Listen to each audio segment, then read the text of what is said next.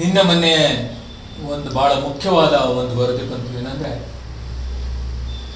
Climate change ಅಂತ ಏನು ಕರಿತೀವಿ, ಹವಾಮಾನ ಬದಲಾವಣೆ, ಅದು ನಾವು ಊಹಿಸಿದ್ದಕ್ಕಿಂತ ಹೆಚ್ಚು ಗಂಭೀರವಾಗಿ, ಹೆಚ್ಚು ಇಂಟೆನ್ಸ್ ಆಗಿ, ಹೆಚ್ಚು ಬೇಗ ಇಂಪ್ಯಾಕ್ಟ್ ಮಾಡ್ತಿದೆ. ನಾವು ಹವಾಮಾನ ಬದಲಾವಣೆ ಬಗ್ಗೆ ಕೊಡುವ ಒಂದು ಉದಾಹರಣೆ ಯಾವುದು ಅಂದರೆ, ಕಾರ್ನಲ್ಲಿ ಇರುವ ಮಿರರ್ ಇದೆಯಲ್ಲ, ನೀವು ನೋಡುವ ವಸ್ತು ನೀವು ಅಂದುಕೊಂಡದ್ದಕ್ಕಿಂತ ಹತ್ತಿರದಲ್ಲಿದೆ. ನೀವು ನೋಡಿದಾಗ ಹಿಂದ್ಗಡೆ ಕಾಣಿಸುತ್ತಲ್ಲ, ಅದು ಪರಿಸರದ ಮಾಲಿನ್ಯ ಇರಬಹುದು, ಅದರಿಂದ ಆಗೋ ಪರಿಣಾಮಗಳಿರ್ಬೋದು. ಇದ್ರ ಬಗ್ಗೆ ಇದು ಯಾಕೆ ಅಂದರೆ, ವಿಜ್ಞಾನಿಗಳು ಪದೇ ಪದೇ ಹೇಳ್ತಿದ್ದಾರೆ. ಈಗ 2 ವರ್ಷ ಹಿಂದೆ ಕರ್ನಾಟಕದಲ್ಲಿ ಬೆಚ್ಚಿ ಬೀಳಿಸುವಂಥ ಪ್ರವಾಹ ಬಂದಾಗ, ಭೂಕುಸಿತ ಆದಾಗ, ಮಳೆಯ ಕಾರಣಕ್ಕೆ ಕೇರಳದಲ್ಲಿ ಆದಾಗ,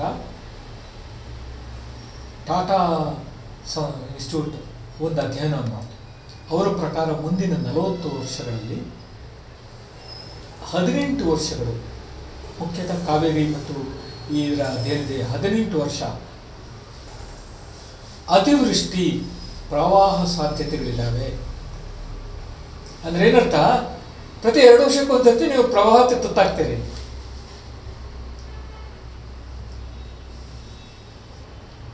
ಕಳೆದ 30 ವರ್ಷದಲ್ಲಿ ನಾರ್ಮಲ್ ರೈನ್ ಅಂತಿದ್ದು, ಸಾಮಾನ್ಯ ಮಳೆ ಅಂತಿದ್ದು 2 ವರ್ಷ, 2-3 ವರ್ಷ. ಉಳಿದಾಗೆ ಒಂದು ಬರ, ಇಲ್ಲದ ಪ್ರವಾಹ. ಮತ್ತು ಇನ್ನೊಂದು ಪ್ಯಾಟರ್ನ್ ಅನ್ನು ಗಮನಿಸಿದ್ದಾರೆ. ಒಂದು ಮಳೆ ಮುಂದೂಡ್ತಾ ಮಳೆ ಶುರುವಾಗಬೇಕಾದ ಸಮಯದಲ್ಲಿ ಬಾರದೇ ಇದ್ದಾಗ ಅದು ದೊಡ್ಡ ಬರದ ಛಾಯೆಯನ್ನು ಸೃಷ್ಟಿ ಮಾಡ್ತಾ, ಮಳೆ ಬಂದರೆ ಬಕೆಟಲ್ಲಿ ನೀರು ಸುರಿದಂಗೆ ದಿಢೀರ್ನೆ 1 ವಾರದ್ದು 15 ದಿವಸದ ಮಳೆ ಒಟ್ಟಿಗೆ ಒಂದೇ ದಿವಸ ಬಂದ್ಬಿಡುತ್ತೆ ಅತಿವೃಷ್ಟಿ. ಮತ್ತು ಪುನಃ ಒಂದಷ್ಟು ದಿವಸಗಳ ಕಾಲ ಮಳೆಯೇ ಇಲ್ಲದೆ ಈ ರೀತಿಯ ಅನಿಶ್ಚಿತತೆ ಕರ್ನಾಟಕವನ್ನು ಕಳೆದ ಸುಮಾರು 15 ವರ್ಷಗಳಿಂದ ಬಾಧಿಸ್ತಾ ಇದೆ. ಇದು ವಿಜ್ಞಾನಿಗಳಿಗೆ ಗೊತ್ತು, ಪರಿಸರದ ಬಗ್ಗೆ ಅಧ್ಯಯನ ಮಾಡ್ತಾ ಇರೋರಿಗೆ ಗೊತ್ತು, ಪರಿಸರ ಕಾರ್ಯಕರ್ತರಿಗೆ ಗೊತ್ತು, ರೈತರಿಗೆ ಅನುಭವಕ್ಕೆ ಬಂದಿದೆ. ಅದನ್ನು ಹೇಗೆ ಎದುರಿಸೋದು ಅಂತ ಅವ್ರಿಗೆ ಗೊತ್ತಿಲ್ಲ, ಗೊತ್ತಿರೋಕ್ಕೆ ಸಾಧ್ಯವೂ ಇಲ್ಲ. ಆದರೆ ನಮ್ಮ ಪೊಲಿಟಿಕಲ್ ಕ್ಲಾಸ್ ಅಂತ ಏನು ಕರಿತೀವಿ, ಅವರಿಗೆ ಇದು ಮುಖ್ಯ ಅಂತ ಅನಿಸೇ ಇಲ್ಲ. ಇದನ್ನು ಕ್ಲೈಮೇಟ್ ಚೇಂಜ್ ಪ್ರಿಪೇರ್ಡ್ನೆಸ್ ಅಂತ ಒಂದು ಕರೀತಾರೆ.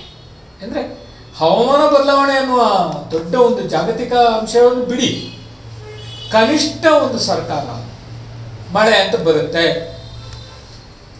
ಮಳೆಗಾಲ ಕಳೆದ ಮೇಲೆ ಪ್ರಾಯಶಃ ಬರ ಅಂತ ಬರುತ್ತೆ, ಇದಕ್ಕೆ ತಯಾರಾಗ್ಬಿಡ್ತಾನೆ.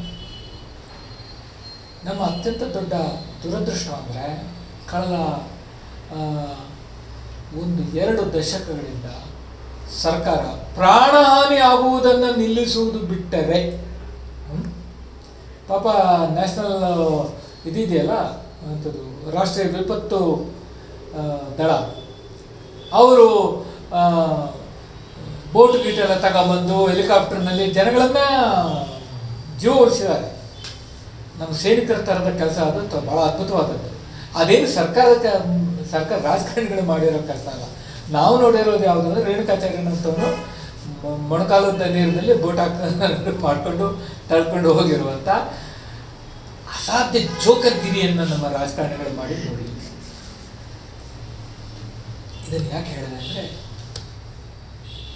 ದೇಶದಲ್ಲಿ ರಾಜಸ್ಥಾನ ಬಿಟ್ಟರೆ ಅತ್ಯಂತ ಹೆಚ್ಚು ಮಳೆಯಾಶ್ರಿತ ಪ್ರದೇಶ ಇರುವ ರಾಜ್ಯ ಕರ್ನಾಟಕ. ರಾಜಸ್ಥಾನದಲ್ಲಿ ಏನಾಗುತ್ತೆ, ರಾಜಸ್ಥಾನಕ್ಕಿಂತ ಮಳೆನೇ ಬರಲ್ವಲ್ಲ. ಆದ್ದರಿಂದ ಆ ಜನರ ಪರಿಸರ ಆಗ್ರೋ ಎಕಲಾಜಿಕಲ್ ಝೋನ್ ಅಂತ ಕರಿತೀವಿ, ಒಂದು ಕೃಷಿ ಭೂವಲಯ ಅಂತ ಪರಿಸರ ಪ್ರದೇಶ ಏನಿದೆ, ಅದಕ್ಕೆ ತಕ್ಕಂಗೆ ಹೋಗ್ಬಿಟ್ಟಿದೆ.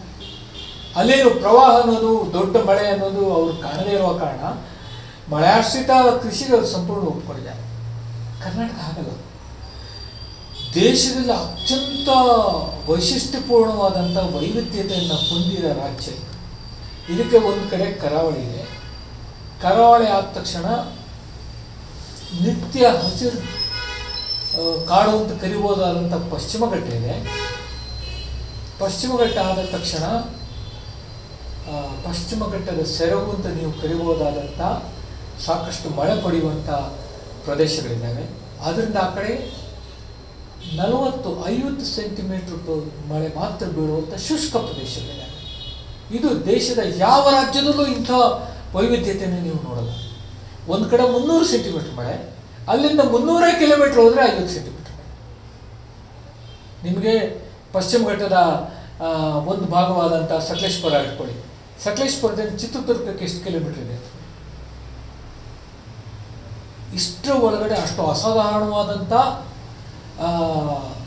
ಬದಲಾವಣೆ ಇರುವ ಏಕೈಕ ರಾಜ್ಯ. ಆದ್ದರಿಂದ ಈ ರಾಜ್ಯದ ಕೃಷಿ, ರೈತರು ಇದನ್ನು ಸಂಭಾಳಿಸೋದಕ್ಕೆ ಬಹಳ ದೊಡ್ಡ ಒಂದು ಕಾರ್ಯಕ್ರಮ ಬೇಕಾಗುತ್ತೆ. ನಮ್ಮ ಸರ್ಕಾರಗಳು ಅದನ್ನು ಮಾಡಿಲ್ಲ. 2-3 ಅಂಶಗಳನ್ನು. ಒಂದು, ಭಾರತ ಸರ್ಕಾರ ಮತ್ತು ನಮ್ಮ ಸರ್ಕಾರ 100 ರೂಪಾಯಿನಲ್ಲಿ ಸುಮಾರು 90 ರೂಪಾಯಿಯಷ್ಟನ್ನು ನೀರಾವರಿ ಒದಗಿಸೋದಕ್ಕೆ ಖರ್ಚು ಮಾಡಿದೆ. ಬಹಳ ದೊಡ್ಡ ಸಾಧನೆ ಅಂತ ಲೆಕ್ಕ. ಮಳೆ ಆಶ್ರಿತ ಬೆಳೆಗಳಿಗೆ ಪ್ರಾಯಶಃ 10 ರೂಪಾಯಿನ ವೆಚ್ಚ ಮಾಡಿದೆ. ನಮ್ಮ ಬೆಳೆಗಳಲ್ಲಿ ನೀವು ಗಮನಿಸಿದರೆ ಎಲ್ಲೆಲ್ಲಿ ನೀರಾವರಿ ಬಂತು ಆ ನೀರಾವರಿ ಪ್ರದೇಶದಲ್ಲಿ ಕಬ್ಬು, ಭತ್ತ, ಗೋಧಿ ಈ 3 ಬೆಳೆಗಳನ್ನು ಬಿಟ್ಟರೆ ಇನ್ನೇನೇನು ಬೆಳೀತಾ ಇದೆ.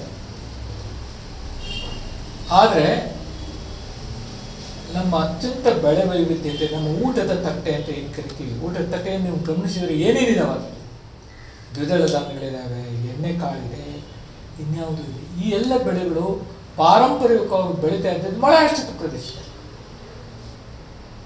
ಈ ಮಳೆ ಆಶ್ರಿತ ಪ್ರದೇಶದಲ್ಲಿ ಈ ಬೆಳೆಗಳನ್ನು ಬೆಳೆಯೋದಕ್ಕೆ ಬೇಕಾದಂಥ ಯಾವ ಪ್ರೋತ್ಸಾಹನೂ ಸರ್ಕಾರ ಕೊಟ್ಟಿಲ್ಲ. ನೀರಾವರಿ ಬಂದಲ್ಲೆಲ್ಲ ಇಫ್ ಯು ಸಿ ದ್ಯಾಟ್ ನಾನು what you call it immediately replaces pulses and oilseeds ಅಥವಾ ಮಿಲೆಟ್ಸ್, ಸಿರಿಧಾನ್ಯಗಳು, ಎಣ್ಣೆ ಕಾಳು ಮತ್ತು ದ್ವಿದಳ ಧಾನ್ಯಗಳನ್ನು ಬಹಳ ಬೆಳೀತಾ ಇದ್ದಂಥ ಪ್ರದೇಶಗಳಿಗೆ ನೀವು ಏನಾದರೂ ನೀರಾವರಿ ಕೊಟ್ಟರೆ ಅಂತ ಇಟ್ಕೊಳ್ಳಿ, ಮರು ದಿನದಿಂದ ಮತ್ತೆ ಮತ್ತೆ ಕಬ್ಬು ಬೆಳೀತಾರೆ. ಮಾತ್ರ ಅಲ್ಲ, ಅಂಥ ಪ್ರದೇಶದಲ್ಲಿ ಆಗುವಂಥ ವ್ಯತ್ಯಾಸಗಳೇನೆಂದರೆ ಮಂಡ್ಯ ಕಬ್ಬಿನ ನಾಡು ಅಂತ. ಯಾವ ಸುಡುಗಾಡು ಕಬ್ಬಿನ ನಾಡು? 50% ಮಾತ್ರ ಕಬ್ಬಿನದಲ್ಲಿ ನೀರಾವರಿ, 50% ಮಂಡ್ಯ. ಇವತ್ತಿಗೂ ಮಳೆ ಆಶ್ರಿತ. ಯಾರಾದ್ರೂ ಗಮನಿಸಿದಾರ? ಉತ್ತರ ಕರ್ನಾಟಕದಲ್ಲಿ ರಾಯಚೂರಿನಂಥದ್ದು ಭತ್ತದ ಪ್ರದೇಶದಿಂದ ಆ ಕಡೆಗೆ ಇರುವ ಒಣಭೂಮಿಯನ್ನು ನೋಡಿದರೆ ಇದು ನಮ್ಮಲ್ಲಿ ಬಂದಿರುವ ಸಮಸ್ಯೆ. ಇದನ್ನು ಇನ್ನೊಂದು ರೀತಿಯಲ್ಲಿ ಮಾಡೋಣ. ನೀರಾವರಿ ಬಂದ ತಕ್ಷಣವೇ ಎಲ್ಲರೂ ಭತ್ತ ಕಬ್ಬು ಬೆಳೆದ ಬಾಳೆ ಹಾಕಿದಂಗೆ ಅದೇ ರೀತಿ ಬೆಳೆಗಳಲ್ಲಿ ಲಾಭ ಇದೆ, ಆದರೆ ನಾನು ಲಾಭ ಮಾಡ್ಕೋಬೇಕು ಅನ್ನೋ ದೃಷ್ಟಿಯಿಂದಾನೇ ಎಲ್ಲರೂ ಬೋರ್ವೆಲ್ಗಳನ್ನು ಹಾಕಲಿಕ್ಕೆ ಶುರು ಮಾಡಿದ್ರು. ಸರ್ಕಾರ ಅದಕ್ಕೆ ಅನುಮತಿ ಕೊಡ್ತು. ಆ ಬೋರ್ವೆಲ್ ನೀರು ಶತಮಾನಗಳಿಂದ ಸಂಗ್ರಹವಾದಂಥ ನಮ್ಮ ತಾತ ಮುತ್ತಾತಂದರು ಸಂಗ್ರಹಿಸಿಟ್ಟ ತಿಜೋರಿ ಇದ್ರೆ ಹೆಂಗೆ, ಖಜಾನೆ ಇದ್ರೆ ಹೆಂಗೆ, ಹಾಗೆ ಅದನ್ನು ಇನ್ನಿಲ್ಲದಂಗೆ ಬಸಿದು ಎತ್ತಿ ಎಕ್ಸ್ಟ್ರಾಕ್ಟ್ ಮಾಡಿ ನಮ್ಮ 60% ಕೊಳವೆ ಬಾವಿಗಳು ಬತ್ತಿ ಹೋಗೋದು ಅಥವಾ ಉಪಯೋಗಕ್ಕಿಲ್ಲದ ಮಟ್ಟಕ್ಕೆ ತುಮಕೂರು, ಚಿತ್ರದುರ್ಗ ಇಡೀ ಉದ್ದಕ್ಕೆ ಹೋಗ್ಬಿಡಿ ಕಾಣಿಸುತ್ತೆ. ರೈತರನ್ನ ಈ ರೀತಿಯ ಒಂದು ಜೂಜಿಗೆ ಹಚ್ಚಿದ್ಯಾ?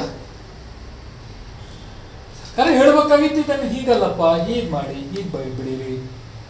ಆದರೆ ರೈತರಿಗೆ ಮಾರ್ಗದರ್ಶನ ಕೊಡುವಂಥ ಯಾವ ಕೆಲಸವನ್ನು ಸರ್ಕಾರ ಅಂದರೆ ಒಂದು ಬಹಳ ಮುಖ್ಯವಾಗಿ ಗಮನಿಸಬೇಕಾದ್ರೆ ಹಸಿರು ಕ್ರಾಂತಿಯಲ್ಲಿ ಅತ್ಯಂತ ಹೆಚ್ಚು ಇಳುವರಿಯನ್ನೇ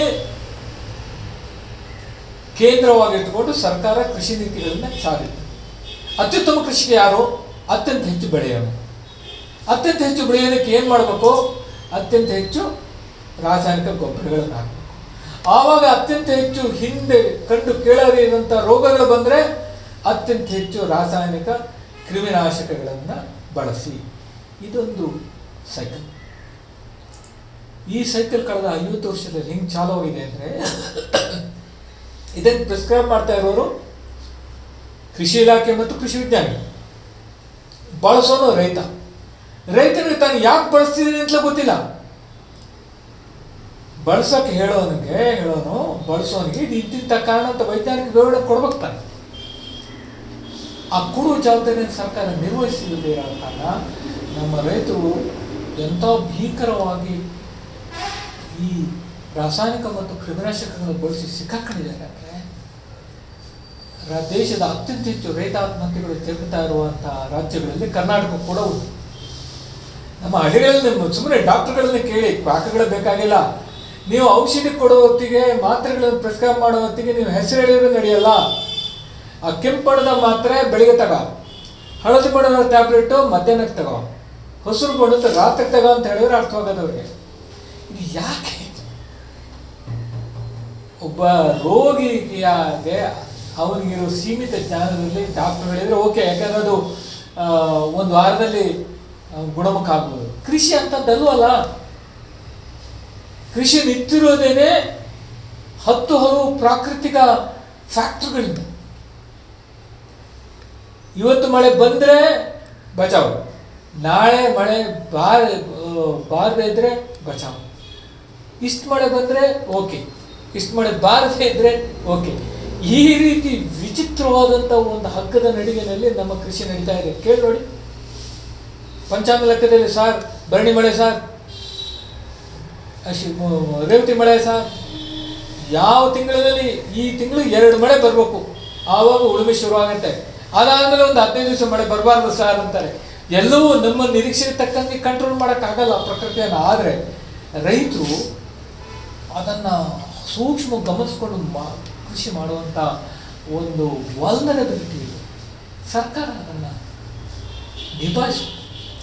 ನಿಭಾಯಿಸುವ ಸ್ಥಿತಿಯಲ್ಲಿ ಸರ್ಕಾರ ಇಲ್ಲ. ಅದಕ್ಕೆ ಬೇಕಾದ್ರೆ ಯಾವ ರೂಪುರೇಷೆಗಳಿಲ್ಲ. ಇದು ಒಂದು ಕೃಷಿಯ ಮಾಡುವುದು. ಎರಡನೇದು ಕೃಷಿಗೆ ಬೇಕಾದಂಥ ಬಂಡವಾಳ. ನೀವು ಯಾವುದೇ ಕೈಗಾರಿಕೆಯನ್ನು ನೋಡಿ, ಒಂದು ಕೈಗಾರಿಕೆ ಬರಬೇಕು ಅಂದರೆ ಸರ್ಕಾರ ಎಷ್ಟು ಸಹಾಯಧನಗಳನ್ನು ಕೊಡುತ್ತೆ. ಭೂಮಿ ಉಚಿತವಾಗಿ ಕೊಡುತ್ತೆ, ಎಲ್ಲ ಕನ್ಸೆಷನ್ ರೇಟಲ್ಲಿ ಕೊಡುತ್ತೆ. ವಿದ್ಯುತ್ತನ್ನು ಕನ್ಸೆಷನ್ ರೇಟಲ್ಲಿ ಕೊಡುತ್ತೆ. ಆಮೇಲೆ ನೀರು, ಇನ್ಫ್ರಾಸ್ಟ್ರಕ್ಚರ್ ಅಂತೆ, ರಸ್ತೆ ಅಂತೆ, ಎಲ್ಲವನ್ನೂ ಮಾಡಿಕೊಡುತ್ತೆ.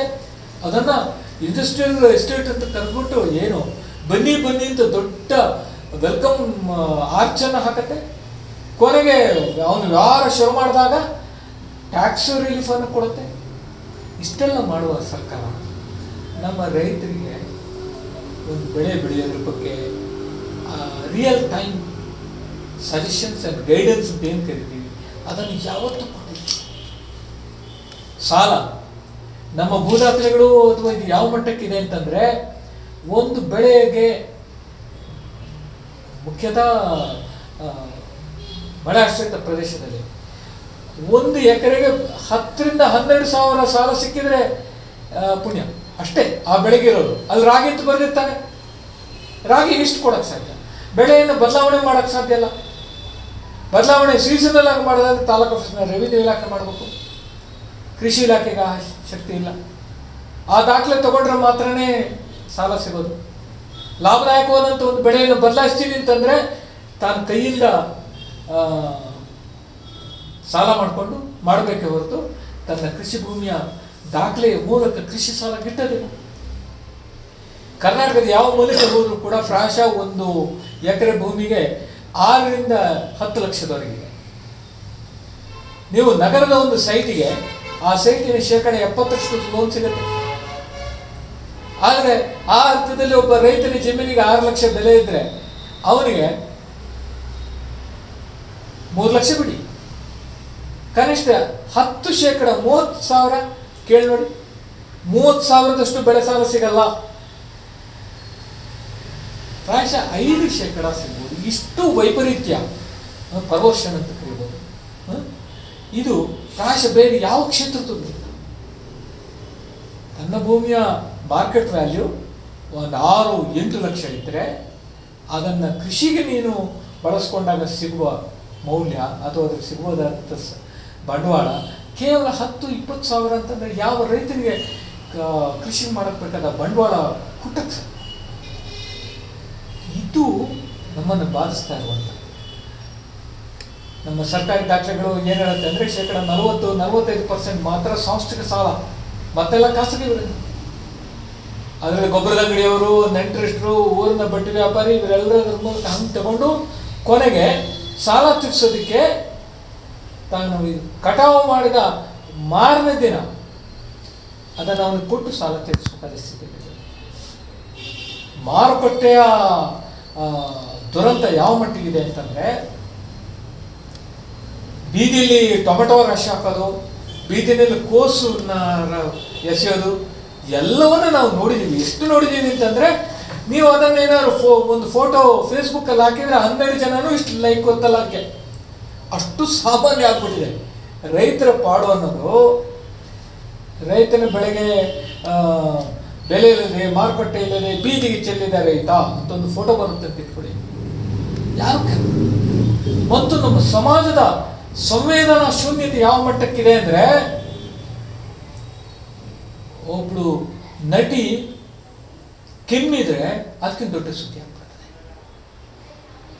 ರೈತರ ಕಷ್ಟಕ್ಕಿಂತ ಜಾಸ್ತಿ ಒಬ್ಳು ನಟಿ ರ್ಯಾಶ್ ಡ್ರೈವ್ ಮಾಡಿದ್ಲು, ರಾತ್ರಿ ಪೊಲೀಸರ ಹತ್ರ ವಾದ ಮಾಡಿದ್ಲು ಅನ್ನೋ ಸುದ್ದಿ ಬಂದುಬಿಟ್ರೆ ಭಾಳ ದೊಡ್ಡ ಸುದ್ದಿ ಆಗ್ಬಿಡುತ್ತೆ. ಜನ ಅದನ್ನು ಚಪ್ಪರಿಸ್ತಿರ್ತಾರೆ. ಏನಿರುತ್ತದೆ ಈ ಮಾರುಕಟ್ಟೆಯ ದುರಂತವನ್ನು ನೋಡ್ತಾ ಇದ್ದಾಗ 4 ವಿಧದ ಬೆಳೆಗಳಿದ್ದಾವೆ. ನೀವು ಸುಮ್ಮನೆ ಗಮನಿಸಿ. ಒಂದು ಸೀಸನಲ್ ಪೆರಿಷಬಲ್ಸ್, ಅಂದರೆ ಒಂದು ಋತುಮಾನದಲ್ಲಿ 3-4 ತಿಂಗಳ ಅವಧಿಯಲ್ಲಿ ಬೆಳೆಯುವಂಥ ಬೆಳೆಗಳು, ಅದು ಬೇಗ ಕೊಳೆಯುವಂಥದ್ದು ತರಕಾರಿ. ಇನ್ನೊಂದು ಸೀಸನಲ್ ನಾನ್ ಪೆರಿಷಬಲ್ಸ್, ನಮ್ಮ ಎಲ್ಲ ದವಸ ಧಾನ್ಯಗಳು, ಬೇಳೆಕಾಳುಗಳು ಒಟ್ಟಿಗೆ ಕಟಾವಿಗೆ ಬರೋದು, ಆದರೂ ಕೊಳೆಯಲ್ಲ, ಇಟ್ಕೋಬೋದು ನೀವು. ಮೂರನೇದು ಪೆರೇನಿಯಲ್ ಪೆರಿಷಬಲ್ಸ್, ಕಾಯಂ ಬೆಳೆ. ಒಂದ್ಸತಿ ನೀವು ಹಾಕ್ಬಿಟ್ರೆ 30 ವರ್ಷ 40 ವರ್ಷ ಬರುತ್ತೆ ಬೆಳೆಗಳು, ಆದರೆ ಅವು ಬೇಗ ಕೊಳೆಯುತ್ತೆ. ನಮ್ಮ ಹಣ್ಣುಗಳು, ಮಾವು ಇರ್ಬೋದು ಅಥವಾ ಸೀಬೆ ಇರ್ಬೋದು. ಇನ್ನೊಂದು ಪೆರಿನಿಯಲ್ ಆದಂಥ ನಾನ್ ಪೆರಿಷಬಲ್ಸ್, ಕಾಫಿ ಇರ್ಬೋದು, ಅಡಿಕೆ ಇರ್ಬೋದು, ತೆಂಗಿರ್ಬೋದು. ಈ 4 ರೀತಿಯ ಬೆಳೆಗಳನ್ನು ನೀವು ಗಮನಿಸಿದರೆ ಬೇಗ ಕೊಳೆತು ಹೋಗುವಂಥ ತರಕಾರಿ ಅಂಥದ್ದಕ್ಕೆ ಹೆಚ್ಚು ರಕ್ಷಣೆ ಬೇಕಾಗುತ್ತೆ. ಕಾಯಮ್ಮಾಗಿ 40 ವರ್ಷ ಬರುವಂಥ ಮಾವು ಇರ್ಬೋದು, ಮರ ಇರ್ಬೋದು ನಿಜ, ಆದರೆ ಹಣ್ಣು ಮಾರುಕಟ್ಟೆ ಆಗದೆ ಮಾರಾಟವಾಗದೆ ಕೊಳೆಯುತ್ತೆ ಅಂತ ಅದಕ್ಕೆ ಒಂದು ರೀತಿಯ ರಕ್ಷಣೆ ಬೇಕು. ಇನ್ನೊಂದು ಏಕಾಏಕಿ, ಅದರಲ್ಲಿ ಒಂದೇ ಸತಿ ಕಟಾವು ಬರಲ್ಲ, ವಾರದಿಂದ ಏರುತ್ತೆ ಇಳಿಯುತ್ತೆ. ಒಂದು ಹಂತದಲ್ಲಿ ಯು ಕ್ಯಾನ್ ಫೇಸ್ ಇಟ್, ಅಂದರೆ ಹಂತವಾಗಿ ಬರುತ್ತೆ. ಏಕಾಏಕಿ ಮಾವು ಒಂದೇ ಸರಿ ಬರಲ್ಲ ಅಥವಾ ತರಕಾರಿನೂ ಬರಲ್ಲ. ಆದ್ದರಿಂದ ಅದನ್ನು ಒಂದಷ್ಟು ನಿಯಂತ್ರಣ ಪಡಿಸ್ಬೋದು. ಆದರೆ ಒಟ್ಟಿಗೆ ಕಟಾವು ಆಗುವಂಥದ್ರಲ್ಲಿ ಇನ್ನೊಂದು ಸಮಸ್ಯೆ ಬರುತ್ತೆ. ಏಕಾಏಕಿ ಬಂದ್ಬಿಡ್ತದೆ. ತೊಗರಿ ಇರ್ಬೋದು, ಸೂರ್ಯಕಾಂತಿ ಇರ್ಬೋದು, ರಾಗಿ ಇರ್ಬೋದು, ಕಟಾವಾದ ಮಾರದ ದಿವಸ ಬೆಟ್ಟದಷ್ಟು ರಾಶಿ ಬೀಳುತ್ತೆ. ಆವಾಗ ರೈತನಿಗೆ ಅದಕ್ಕೆ ಬೇಕಾದಂಥ ಮಾರುಕಟ್ಟೆಯ ಅದನ್ನು ಜನ ಒಟ್ಟಿಗೆ ತಿನ್ನಲ್ವಲ್ಲ, ವರ್ಷ ಪೂರ್ತಿ. ಒಂದು ದಿನ ಕಟಾವಾಗಿದ್ದನ್ನು 364 ಜನ ತಿಂತಾ ಇದ್ದಾರೆ ಅಂತಂದರೆ ಆ ಗ್ರಾಹಕರಿಗೆ ಬೇಕಾದಷ್ಟನ್ನೇ ಬಿಡುಗಡೆ ಮಾಡುವ ಸಾಮರ್ಥ್ಯ ಏನಿದೆ, ಅದು ಆ ರೀತಿ ಮಾರಾಟ ಮಾಡುವಂಥ ಒಂದು ಚಾಲವನ್ನು ಸರ್ಕಾರ ಮಾಡದೇ ಇದ್ದರೆ ರೈತ ಡಿಸ್ಟ್ರೆಸ್ ಸೇಲ್ ಅಂತ ಕೇಳ್ತಾರೆ, ಏಕಾಏಕಿ ಮಾಡ್ತಾರೆ. ಯಾರಿಗೆ ಆಸಕ್ತಿ ಇದೆ, ನಾವು ನೋಡ್ತಿದ್ದೀವಿ ದೊಡ್ಡ ವ್ಯಾಪಾರಿಗಳು, ಅದಾನಿ ಇರ್ಬೋದು, ಇನ್ನೊಬ್ಬ ಇರ್ಬೋದು. ಈ ದೇಶದಲ್ಲಿ ನೀವು ಒಂದು ತೊಗರಿ ಮತ್ತು ರಾಗಿ ಅಂಥದ್ದು, ಸೂರ್ಯಕಾಂತಿ ಬೆಟ್ಟದಷ್ಟು ಈರುಳ್ಳಿ ಅಂಥದ್ದು ಬೆಟ್ಟದಂಥ ರಾಶಿ ಬಿದ್ದು ತಲೆ ಸುತ್ತು ಬಂದುಬಿಡುತ್ತೆ. ಅದನ್ನು ಸಂಗ್ರಹ ಮಾಡಿ ಇಟ್ಕೊಳ್ಳೋ ಸಾಮರ್ಥ್ಯದ ಕೋಟ್ಯಾಧಿಪತಿ ಕಾರ್ಪೊರೇಟ್ ವ್ಯಾಪಾರಿಗಳಿದ್ದಾರೆ. ಅವರು ಅದನ್ನು ಬಿಡುಗಡೆ ಮಾಡ್ತಾರೆ. ಒಂದೇ ಸರಿ ಬಂದಾಗ ರೈತರಿಂದ 3 ತಾಸಿಗೆ ತಗೊಂಡು ತಾನು ಮಾತ್ರ ಗ್ರಾಹಕರಿಗೆ ಬೇಕಾದ ರೀತಿಯಲ್ಲಿ ಬೆಲೆ ಏರಿಕೆ ಮಾಡ್ತಾ ಮಾಡ್ತಾ ಬಿಡುಗಡೆ ಮಾಡುವಷ್ಟು ಮಟ್ಟಿಗಿನ ಸಾಮರ್ಥ್ಯ ಬಂದಿದೆ. ಈ ಸರ್ಕಾರಕ್ಕೆ ಗೊತ್ತಿಲ್ಲ, ಇದೇನು ಗೊತ್ತಿಲ್ಲದೆ ಗೊತ್ತೇನಲ್ಲ. ಒಂದು ಬೆಳೆ ಬಿತ್ತನೆ ಮಾಡಿದಾಗ ಎಷ್ಟು ಪ್ರದೇಶದಲ್ಲಿ ಬಿತ್ತನೆ ಆಗಿದೆ, ಆ ಬೆಳೆ ಹೇಗೆ ಬರ್ತಾ ಇದೆ, ಅಂದಾಜು ಇಳುವರಿ ಎಷ್ಟು ಬರುತ್ತೆ, ಇದೆಲ್ಲ ಲೆಕ್ಕಾಚಾರಗಳನ್ನು ಕೃಷಿ ಇಲಾಖೆ ಕೊಟ್ಟಿರುತ್ತೆ, ತೋಟಗಾರಿಕೆ ಇಲಾಖೆಯಲ್ಲಿ ಇರುತ್ತೆ. ಅಂದರೆ ಒಂದು ಹುಡುಗಿ ಬಸುರಿಯಾಗಿದ್ದಾಳೆ ಅಂತ ಗೊತ್ತಾದಾಗ ಡೆಲಿವರಿ ಡೇಟ್ ಡಾಕ್ಟರ್ ಕೊಟ್ಟಂಗೆ ಇದು ಇಳುವರಿ ಬಂದಾಗ ಏನಾಗುತ್ತೆ ಅಂತ ಗೊತ್ತು. ರೈತರು ಬಾಯಿ ಪಡ್ಕೊಂಡಾಗ ಯಾಕೆ ಸರ್ಕಾರ ಹೇಳಬೇಕು? ಮೊದಲೇ ಮಾಡೋಕ್ಕಾಗಲ್ಲ.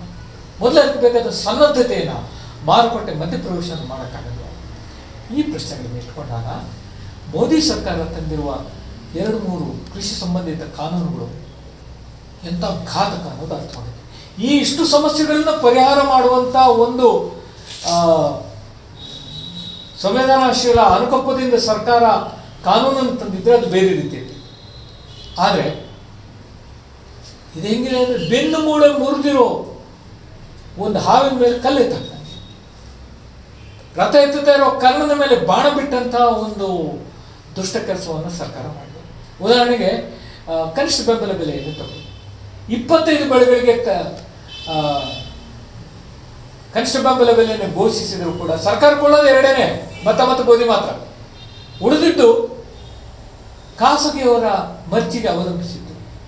ಅವ್ರು ತಗೊಂಡ್ರೆ ಸರಿ, ಕನಿಷ್ಠ ಬೆಂಬಲ ಬೆಲೆಗಿಂತ ಕಡಿಮೆಗೆ ಅವ್ರು ತಗೊಂಡ್ರೆ ಅದಕ್ಕೆ ಯಾವುದೇ ದಂಡ ಇಲ್ಲ, ಮೊದಲು ಇರಲಿಲ್ಲ, ಈಗ ಅದನ್ನು ಕಿತ್ತಾಕ್ಬಿಟ್ಟು ಯಾರು ಹೆಂಗೆ ಬೇಕಿದ್ರು ತಗೋ. ಇಷ್ಟು ರೈತ ವಿರೋಧಿ ದುಷ್ಟ ಮನಸ್ಸು ಹೇಗೆ ಬರಕ್ಕೆ ಸಾಧ್ಯ ಸರ್ಕಾರ? ನಾವು ಅರ್ಥ ಮಾಡ್ಕೋಬೇಕಾಗಿಲ್ಲ. ಅದು ಒಂದು 5-6 ರೀತಿಯ ಈ ಸಮಸ್ಯೆಗಳ ಸಿಕ್ಕಿನಲ್ಲಿ ರೈತ ಇರುವಾಗ ಒಂದೊಂದು ಕ್ಷೇತ್ರದಲ್ಲಿ ಹೆಣ ಎತ್ತದಂಗೆ ಅಂತ ಒಂದು ಮಾತಿದೆ. ನೀವು 4 ಕಡೆಯಿಂದ ಒಟ್ಟಿಗೆ ಎತ್ತಬೇಕು.